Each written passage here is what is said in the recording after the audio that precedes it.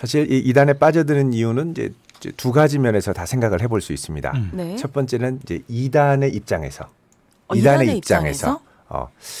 우리가 이렇게까지 하는데 너희들이 벗어날 수 있어 하는 그 관점이 있죠. 예.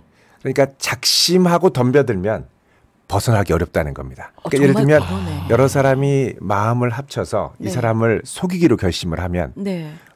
안 속을래 안 속을 수가 없죠. 우리 몰래카메라 같은 거 있지 않습니까? 그렇죠. 상황 설정하는. 그렇죠. 네. 그런 상황 설정을 하는데 아주 전문가들입니다. 예. 그리고 수법도 워낙 다양하게 진화하고 끊임없이 연구하고 진화하고 밥 먹고 이것만 하니까요. 방심하면 안 되는 거네요, 그럼. 그럼요. 그러니까 예. 그 말이 딱 와닿는 게 작정하고 달려드는데 그렇죠. 예. 무방비인 거잖아요. 그렇죠. 그래서 보통 한 사람한테 접근하기 전부터 보통 이제 그 사람에 대한 정보를 일단 수집을 합니다. 네. 그래서 정보를 이제 수집해서 이제 거기에 적는 이 플랜지라고 하는 이 기록부가 있는데 네. 거기에 이제 한 100여 개 항목에 대해서 그 사람의 모든 부분을 분석을 하고 그리고 뒤에 보면 이제 스왓 분석이 있죠. 이 사람이 갈 수 있는 기회는 뭐고 가능성은 뭐고 잠재적인 위협은 뭐고 웬일이야. 강점은 뭐고 약점은 뭐고 이런 식으로 분석을 해서 이걸 바탕으로 그럼 이 사람한테는 어떤 컨셉으로 가는 게 좋겠다. 그래서 이제 컨셉 설정을 합니다. 예. 그리고 이 컨셉에 맞는 이제 상황을 설정하기 위해서 네. 그 사람이 아니라 팀을 구성하죠. 네. 뭐 적게는 5명, 많게는 10명에서 20명까지 이 시나리오 플래닝 팀을 동원해서 설정을 하고 연습을 하는 거죠. 그리고서 접근을 합니다. 굉장히 치밀하네요. 예. 우리는 그런 생각하거든요. 네. 교리가 되게 허접한데 그걸 왜 빠져 왜 사람들이? 빠지지? 예. 근데 그게 그런 문제가 아니군요. 그렇죠. 처음에 이렇게 아주 작정하고 덤벼들면 네. 벗어날 수가 없습니다. 그리고 이단의 이제 관점에서. 그 만남을 가질 때는 이 사람이 되게 이렇게 행복하죠. 그러겠죠. 황홀하죠. 왜냐하면 네. 너무나도 우연이라고 하기에는 네. 너무나도 기가 막히게 맞아 들어가는 상황들. 네. 그리고 이렇게 좋은 사람들이 내 주변에 자꾸 생긴다는 게 여태까지 좋잖아. 너무 외롭고 힘들었는데 네. 너무 좋은 거죠. 하나님의 선물 같고. 그렇죠. 그러니까요. 네. 당신은 하나님이 보내신 선물. 천사다. 뭐 이렇게. 예. 그 제가 아는 어떤 우리 여자 집사님 중에 한 분이 네. 네. 이제 그 사회복지단체나 자선단체에서 하는 이 바자회 같은 데를 이렇게 자주 갔었는데 네. 갈 때마다 너무나도 우연하게 자기 상황과 너무 잘 맞는 사람들을 가는 곳마다 만나는 거예요. 너무 신기하다. 네. 그래서 야, 요즘에 하나님이 나를 너무 사랑하시나 보다. 오. 그리고 그분들이 말하는 성경 공부에도 한번 가봐야지 하는 생각을 하고 있을 때 네. 그때가 이제 유성 그 온천 축제를 하는 네. 날이었거든요. 근데 이제 너무 신기해서 가다가 발이나 담그고 가자. 그리고 유성 온천 축제에서 발을 담그고 딱 앉아 있는데 네. 자기 바로 앞에 서로 다른 바자회 장소에서 만났던 서로 다른 사람들이 한 곳에 모여서 5명이 얘기를 하고 있는 거예요. 이런 우연이. 그래서 깜짝 놀라서 네. 하고 계속 가르친 거죠. 그 사람들은 이미 설계가 돼 있던 건데. 그렇죠. 아우, 세상에. 그래서 자기들끼리 작전을 짜고서 이제 얘기를 하고 있다가 이분을 본 거예요. 그러니까 서로 눈이 마주쳐가지고 네. 당황을 한 거죠. 그래서 이분이 이랬더니 이 5명은 서로를 이렇게 보다가 난 이 사람 몰라요 하고 도망갔다라는 거 아닙니까? 예. 그런 식으로 이제 치밀하게 접근을 하죠. 아우. 그러면은 아까 2단의 관점이라고 그랬거든요. 예, 예. 그 다음은 그럼 우리의 관점도 있는 건가요? 이제 우리의 관점이 있죠. 네. 우리의 관점에서 볼 때는 이게 너무 재밌고 감칠맛 나는 겁니다. 성경 공부가. 그래요? 재밌고 감칠맛 나요? 제가 얼마 전에 먹었던 이 과자 중에 햄버거 맛 감자칩이 있었습니다. 햄버거 맛 감자칩. 네. 하니버터칩 뭐 이게 아니라 네. 이거를 그래서 햄버거 맛이라고 해서 먹어봤더니 네. 정말 네. 이 100% 수제버거, 쇠고기 버거 맛이 나는 거예요. 칩이. 감자칩에서? 네. 너무 맛있는 거죠. 네. 다음 주 오실 때 그거 준비해 놓겠습니다. 예. 맛있겠다. 근데 그거를 이게 먹으면서 이게 착각을 불러일으킬 정도였죠. 네. 근데 사실 그 안에 성분들을 보면 뭐 소고기랑은 전혀 관련 그러겠죠. 없는, 인공 몸에 안 감미료. 좋은 인공 감미료들이죠. 결국은 몸에 나쁜 건데 네. 포장을 너무 그럴듯하게 잘해서. 그리고 입맛에 너무 맞게 이제 만드는 거죠. 네. 그러니까 그 안에 이제 비진리, 거짓을 상당히 이렇게 감칠맛 나게 이렇게 조리해서 제시하는 그런 아주 강점이 있습니다. 네. 그래서 이제 이들이 이제 첫 번째 아까 이단의 관점에서는 이제 관계를 아주 친밀하게 해서 네. 빠져나갈 수 없을 정도로 이렇게까지 좋은 사람을 내가 버리고 어떻게 갈까? 다른 데 가서 내가 이런 맞아요. 좋은 관점을 맞아요. 사람들을 만날 수 있을까? 있을까? 요 아쉬움으로 꽉 붙들고 맨 다음에 아주 감칠맛 나는 성경 공부를 네. 이제 가르치는 거죠. 햄버거 맛 감자. 그렇죠, 그렇죠. 그래서 그 단계들이 좀 있습니다. 네. 근데 요 단계를 가면서 점점 빠져들지 않을래야 않을 수 없게 그렇게 이제 단계적으로 인도를 하는 거죠. 야, 이쯤 되면 진짜 작정하고 덤벼드는데 안 빠질 사람이 없겠어요. 그렇습니다. 단계가 어떤 거예요, 목사님? 예, 단계를 말씀을 드리면 네. 먼저는 이제 내가 성경을 참 모르는구나. 그동안 성경 믿음 생활 오래 한다고 했지만 네. 정말 모르는 게 많구나. 그 생각 많이 하거든요. 예. 그래서 이제 거기에 가면 뭐 성경 구절을 쫙쫙 받아 써주면서 네. 쫙 논리적으로 설명을 하는데 제일 이제 처음 가면 한 달 정도 배우는 게 이제 성경 공부에 대한 성경에 대한 개론입니다. 성경 개론. 네. 성경은 무슨 책이냐? 근데 처음 들으면 우리가 생각할 때는 별로 틀린 게 없는 것 같아요. 익숙한 건가요? 그렇죠. 성경은 약속의 책이다. 네. 구약 성경이 있고 신약 성경이 있고 네. 약속의 책이다. 하나님께서 약속하신 것은 반드시 이루시고 성취하시는데 네. 구약에서 약속하신 것은 오실 그리스도를 약속하신 것이고 지금까지는 뭐 그러니까요. 좋죠. 예. 오신 그리스도를 통해서 이 구약의 약속이 성취됐고 네. 또 예수님께서 이 땅에 오셔서 이제 하나님의 약속을 성취하신 다음에 다시 올 것을 말씀하시면서 또 약속하신 것이 있다는 거죠. 그 약속하신 것은 예수님이 다시 올 때 성취된다. 되어야 한다. 네. 그리고 그 성취의 최종적인 클라이막스는 네. 요한계시록을 통해서 이루어진다는 것이죠. 네. 계시록으로 서서히 가는군요. 예, 문제는 요한계시록을 우리가 이해하기가 쉽지 않죠. 쉽지 않죠. 그러니까요. 왜냐하면 요한계시록은 예언의 책이고 또 많은 부분이 비유와 상징으로 그렇죠. 감춰져 네. 있기 때문에 네.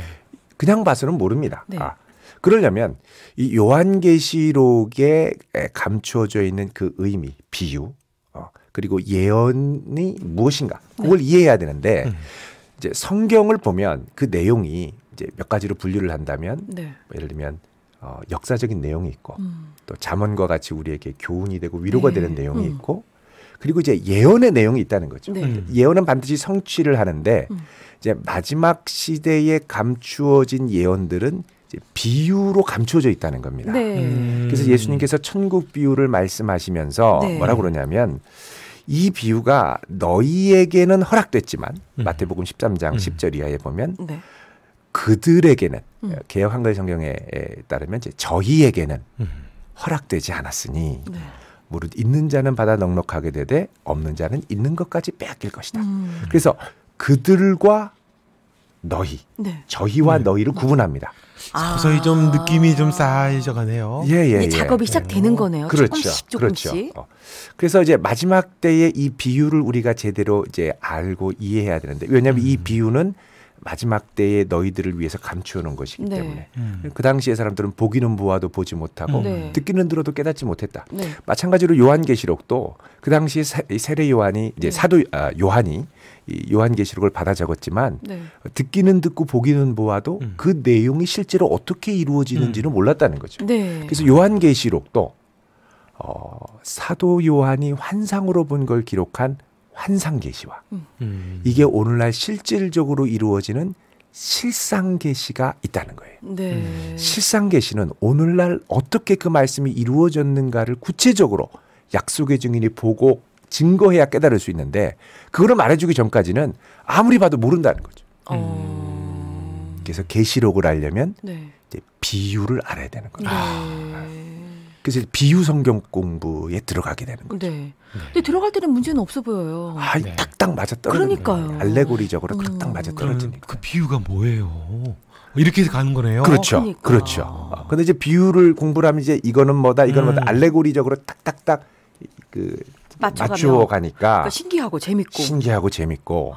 이제 그들이 말하는 해석 틀 안으로 비유를 통해서 성경관이 확립이 되는 거죠. 그러니까 서서히 들어가는 거네요. 그렇죠. 예. 나만의 보물섬 지도를 보는 것 같은. 그렇죠. 예. 그러면서 이제 얘기합니다. 여러분 지금 이 비유가 여러분에게 열리고 있습니까? 감춰져 있습니까? 좀 열리고 있는데요. 그러면 지금은 계시록이 성취될 때입니까? 아닙니까? 그럼 성취될 때라고 그러겠네요. 네. 네. 그럼 그게 뭐지? 라고 하면서 더 빠져들게 되는 거죠. 답은 말 안 해주고. 다음에 안 나올 수가 없는 거네요. 그렇죠. 계속 나가는. 그러니까 점점 궁금해하고 그렇죠. 이제 배우고 싶고 알고 그렇죠. 싶고 호기심 그렇죠. 자극하고. 예. 아유, 참. 그리고요, 목사님. 그래서 이제 비유를 공부하면 이제 기초를 이제 한두 달 공부를 하면 네. 그다음에 이 비유 풀이를 갖고 네. 성경 전장을 공부합니다. 창세기부터. 창세기도 비유로 보고. 네. 그다음에 예언서도 비유로 보고. 마태복음도 또 다시 비유로 네. 보고 해서 쫙 전체를 보고 준비가 되면 네. 그다음에 마침내 이제 계시록으로 들어가는 거죠. 네. 그 사전 작업이 참 상당하네요. 이거를 4개월 동안 월화 목금 3시간씩 매일 공부하는 거예요. 그러면은 누가 세뇌 안 당해요? 그렇죠. 그러니까요. 그리고 이제 얘기하면 옆에 그렇게 이제 ipsak이라고 그래서 그 성경 공부할 때 같이 메이트가 되져가지고 친구가 되져서 너무 은혜로웠다. 리액션을 막 해주는구나. 그렇죠. 네. 그리고 뭐 혹시 너 뭐 이해 안 가는 거 있냐? 난 이게 좀 이상해. 뭐 그러면 요거를 몰래 강사한테 얘기를 해주면 강사가 그 다음에 혹시 이런 생각을 가지고 있을지 모르지만 이거는 이런 거다 이렇게 대답을 해주면 또 풀리고 하나님이 나에게 이렇게 말씀하시는구나. 법문자까지 붙여주시고. 그렇죠. 감동을 받는 거죠. 그러면 예언을 하겠네요, 목사님. 그렇죠. 예언서도 다 공부합니다. 다 공부하고 그 다음에 마지막에 요한계시록을 공부하면 이제 뭐가 드러나냐면 요한계시록을 통해서 이루어진 이 실상. 네. 그것을 이제 핵심을 얘기하면 배도와 멸망과 구원의 실상이 나타나는 거죠. 이제 더 깊어졌네요. 배도자가 누구냐? 멸망자가 누구냐? 네. 그리고 이것을 이루는 구원자가 누구냐? 네. 그래서 결국은 교주에게로 가는 겁니다. 교주의 중요성. 그렇죠. 그가 왜 재림하시는 분이고 그리고 이 시대에 이룬 분이죠. 계시록을 성취하신 왜 분. 이긴 사람이냐.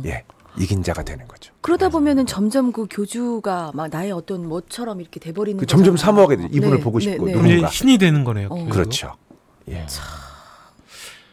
목사님께서 복음을 전해주시니까 정말 다행인 게요. 빠져들어. 목사님이 이렇게 하셨으면은 저희도 빠져들어. 그런가요? 그럴 수 있겠어요. 그렇죠. 제가 이제 그 신학교에서 학생들, 전도사님들, 또 목사님들 이제 가르치는데 아무 말 안 하고 이게 쫙 한 30분에서 1시간 얘기하면 아멘. 그러니까 빠져들잖아요. 예, 빠져드는 단계 때 그렇게 됩니다. 그럼 목사님 어떻게 그럼 미혹되지 않을 수 있어요? 그 얘기를 좀 또 해주셔야 될 것 같은데. 이거는 사실 이제 단번에 되는 건 아니고요. 물론 이제 우리가 이단들이 이렇게 미혹한다라고 하면 이제 그런 방식을 알면 이거 좀 이상하다라고 이제 느낄 수 있겠죠. 접근할 때 좀 경계를 할 수 있습니다. 그런데 이제 실질적으로 이들의 성경 공부 안으로 들어갈 때는 사실 이제 내가 이걸 분별해서 나오기가 참 어려운 게 내가 궁금증을 제기하면 이제 교회 가서 물어봐야 되는데 이들이 얘기할 때는 이거는 밭에 감추인 보화와 같은데 이거를 보고 발견한 다음에 묻어둔 다음에 가서 와야지 이거를 가지고 가면은 뺏긴다. 뺏겨. 교회에 가서 얘기하고 하면 뺏긴다는 거. 뺏긴다. 그래서 안 밝히는 거. 그래서 얘기를 못 하는 거죠. 뺏길까. 또 그런 것까지 또. 그렇죠. 입막음 교리가 있습니다. 입막음 교리가. 입막음 교리. 그래서 이거를 이제 궁금해서 목사님한테 물어보고 목사님 좀 이상하다 싶으면 이제 얘기를 하고 상담을 해서 올 텐데 이제 주변에 얘기를 못 하니까 결국은 그 안에서 배우는 사람들하고 얘기를 하는 거죠. 그 안에서 해결하니까. 그 안에서 해결하면 결국은 빠져들게 자꾸 얘기를 할 수밖에 없는 겁니다. 그렇죠. 그쪽으로 맞추니까. 그래서 이제 사전에 교회들이 이제 해야 될 이제 중요한 두 가지 이제 성경 공부 교육이 있습니다. 성경 공부 교육이 뭐냐면 첫 번째는 성경을 이제 문맥을 따라서 읽는 훈련이죠. 성경이 그냥 말하는 대로 그들이 말하는 대로 받아들이는 게 아니라 전후좌우의 문맥을 보고 또 말이 어려우면 쉬운 성경도 보고 또 영어 성경도 보고 이러면서 이 말이 정말 그러한가 이 베레아 사람처럼 상고하며 이제 살펴봐야 될 필요가 있는 거예요. 예를 들어서 이런 겁니다. 우리가 아는 대로 우리가 뭐 흔히 얘기하죠. 아버지가 방에 들어가신다. 근데 이제 이단들은 아버지 가방에 들어가신다. 이렇게 얘기하는 거죠. 아버지가 방에 들어가는 거 아닌가? 아버지가 가방에도 들어가실 수 있다. 어떻게 들어가냐? 전혀 다른 상황이 되는 거예요. 큰 여행백을 봐라. 못 들어가겠느냐? 뭐 이렇게 가는 거죠. 그러니까 그럴싸하게. 예. 그래서 이제 그런 이제 이 풀이의 대표적인 게 네. 마태복음 11장 27절에 보면요. 네. 내 아버지께서 모든 것을 내게 주셨으니 아버지 외에는 아들을 아는 자가 없고 네. 아들과 중요한 겁니다. 아들과 또 아들의 소원대로 계시를 받는 자 외에는 네. 아버지를 아는 자가 없느니라 이러잖아요. 네. 네. 근데 여기서 이제 앞에 아들과 네. 또 아들의 소원대로 계시를 받는 자 외에는 이렇게 되는데 네. 이단들은 어떻게 얘기를 하냐면 아들이 있고 예수님이 계시를 받고 그 다음에 또 아들이 있다는 거예요. 또 아들. 또 있다. 아들이 둘이고. 또 아들. 예, 아들과 또 아들. 그래서 또 아들이 또 계시를 받는다. 네. 그래서 그 또 아들이 예, 교주라는 거예요. 그분이 바로 이분이시다. 그렇죠. 아들과 또 아들. 아버지 가방에 들어가신다네요. 그렇죠. 그러니까요. 그 저도 교회에서 있을 때 예전에 상담을 할 때 또 아들이 누구냐는 질문을 꽤 받았습니다. 또 아들? 그래서 제가 이걸 보니까 그 또 아들이 아닌 거예요. 그래서 이거는 또 아들의 계시, 아들의 소원대로 이 계시를 받은 거다. 네. 이렇게 얘기를 하는데도 또 아들이 박혀 있는 거죠. 또 아들. 이미 또 그렇게, 아들만 하니까. 이미 예. 그렇게. 그렇죠. 그러니까 아버지 가방에가 들어가는 거예요. 가방에 들어가신다. 그러니까 아버지가 방에 들어가신다는 걸 봐도 가방에만 보이는 거죠. 그렇죠. 그러니까 일반 교회 와서 목사님께 질문을 해도 목사님께 다른 답을 주셔도 그렇죠. 들리지가 안 들리는 거죠. 않겠어요. 예, 그거에 꽂혔으니까. 네. 그래서 이게 그들의 논리를 이해해서 반증을 하는데 시간이 많이 걸립니다. 그러네요. 그래서 사전에 문맥을 보는 연습을 잘 해야죠. 잘해야 되는 거예요. 네. 문맥을 봐야 되고. 문맥을 봐야 되고 또 목사님. 예, 또 이런 이 구절 중에 또 이런 게 있습니다. 예, 우리 대표적인 걸로 이사야 34장 16절에 보면 이게 이제 구약의 성취가 신약이고 신약의 성취가 나중에 계시록이 되면 성경에는 말씀이 성취되는 짝이 있다고 그러거든요. 네. 그래서 대표적으로 이사야 34장 16절에 이렇게 말씀을 하죠. 너희는 여호와의 책에서 찾아 읽어보라. 이것들 가운데서 빠진 것이 하나도 없고 제 짝이 없는 것이 없으리니 이는 여호와의 입이 이를 명령하셨고 그의 영이 이것들을 모으셨습니다. 그러니까 여호와의 책에 보면 네. 이 말씀의 짝들이 빠진 게 하나도 없어서 있다. 왜 하나님의 입이 명령하셨고 하나님의 영이 모아주셨기 때문에 하나님의 영 받은 자 하나님의 두루마리 말씀을 먹은 자가 이것을 성취하는 걸 이제 모아준다는 거죠. 네. 그래서 그 말씀을 배워야 우리가 바른 진리로 구원을 받을 수 있다 이렇게 얘기를 하거든요. 그러니까 짝을 찾아야 되는 그렇죠. 거네. 말씀의 짝이 중요합니다. 많은 이단들이 이 구절을 이제 악용을 하죠. 네. 그래서 이제 이거를 또 이제 전후 좌우의 문맥을 보면요. 네. 이 짝이 무슨 짝이냐면 바로 34장 15절에 짐승의 짝으로 등장을 합니다. 당아새, 솔개, 타조. 왜 갑자기 이게 짐승의 짝이 나오나 보면 이 이사야 34장은 에돔 왕국의 멸망을 예언하는 건데 에돔이 멸망하면 그 에돔 성터가 황폐하게 되고 거기에는 당아새, 올빼미, 타조 이런 짐승들이 짝을 네. 이루어서 살 거다. 사람은 못 살고 네. 여호와의 책에서 찾아봐라. 이런 짐승들이 빠진 게 하나도 없지 않느냐. 네. 요 말씀이거든요. 근데 전혀 다르네요 또. 요것만 딱 되면 그래서 말씀의 짝입니다. 그만큼만. 네. 그러니까 전후의 문맥을 이제 이렇게 보는 훈련이 필요하죠. 네. 그러니까 그걸 모르니까 예. 주로 이제 성경을 모른다는 사람들이 그렇게 말하면 이게 이거였어. 그렇죠. 이렇게 그렇죠. 손을 치면서. 그렇죠. 그렇죠. 또 예레미야 31장 27절도 아주 대표적인 구절입니다. 네. 이들이 뭐 수료식 할 때 항상 쓰는 구절이거든요. 네. 여기 보면 여호와께서 가라사대 보라 내가 사람의 씨와 짐승의 씨를 이스라엘 집과 유다 집에 뿌릴 날이 이를 것이다. 그럽니다. 네. 자, 그래서 이 세상에는 사람의 씨가 있고 그다음에 짐승의 씨가 있다. 네. 하나님이 뿌리는 씨가 있고 네. 원수가 뿌리는 가라지의 씨가 있다. 우리는 하나님의 씨로 난 자들이다. 이게 있거든요. 근데 이거를 잘 보면 네. 이 씨를 뿌리는 사람이 누구냐 하면 하나님입니다. 31장 27절에 그래, 예. 내가 네. 사람의 씨도 뿌리고 네. 짐승의 씨도 뿌린다고 네. 그랬거든요. 네. 근데 이거를 싹 지우고 사람의 씨는 하나님, 짐승의 씨는 원수 가라지 사탄 이렇게 되는 거죠. 살짝 비틀었군요. 그렇죠. 그래서 이것을 전후의 문맥을 보면서 이 흐름을 정확하게 이해하지 않으면 네. 이게 사탄의 특징이 이게 원래 이게 말씀을 쏙 뺐다가 다른 거 싹 놨다가 이게 에덴 동산부터 있었거든요. 그렇죠. 뱀이 한 네, 미혹돼요. 예. 요 논리를 그냥 그런가 보다 하지 말고 과연 그러한가를 자세히 살펴봐야 됩니다. 일단 문맥을 제대로 이해하고 이제 읽어내는 훈련만 해도 이단에 빠지는데 상당히 이렇게 방어가 될 수 있습니다. 그래서 문맥을 아는 훈련 중요하죠. 또 하나는 또 하나는 이제 시간이 어떻게 괜찮으실까요? 네, 시간 조금 남았습니다, 목사님. 또 하나는 이제 교리에 대한 훈련이 필요합니다. 교리요? 교리. 우리가 이제 교리라고 하면 이제 딱딱해서 이제 받아들이고 이제 공부하는 데 좀 어려움이 있는데 사실 교리를 정확하게 이해하는 게 얼마나 중요한지 모릅니다. 대표적으로 이제 한 가지만 말씀을 드리면 물론 이제 우리 교리하면 7가지 영역이 있죠. 참된 계시는 뭐냐? 그다음에 하나님은 어떤 분이냐? 그리고 사람은 어떤 존재냐?